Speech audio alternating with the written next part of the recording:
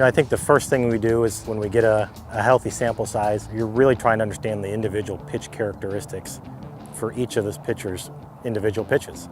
What is the ball really doing once it leaves his hand?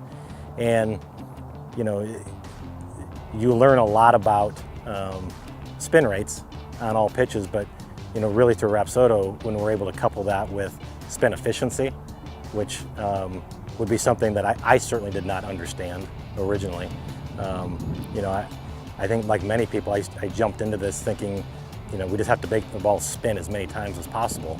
And I guess probably more spin is better, but only if it's efficient in how it's used. And there's plenty of major league pitchers that have below average spin rates, certainly on breaking balls, but have great breaking balls because of very high spin efficiency. So one, it really helps you understand the characteristics of the pitch, and then when you understand the characteristics, then you can start diving into how you help create a better pitch.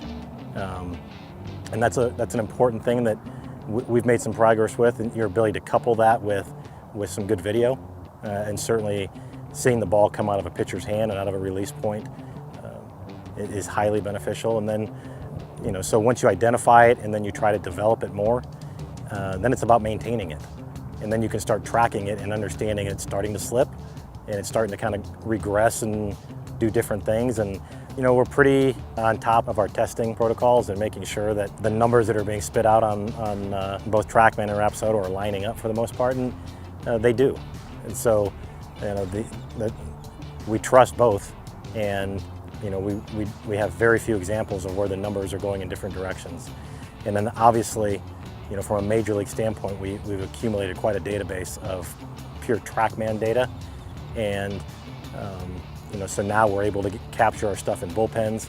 So, you have situations where you can show players that what you're doing in the bullpen is a little bit different than what's happening in the game. So why is that happening, and what can we do to overcome those issues? But the TrackMan data just gives us a massive library to work off of and really try to compare pitchers to. And you're trying to give the player a path. You're trying to give them a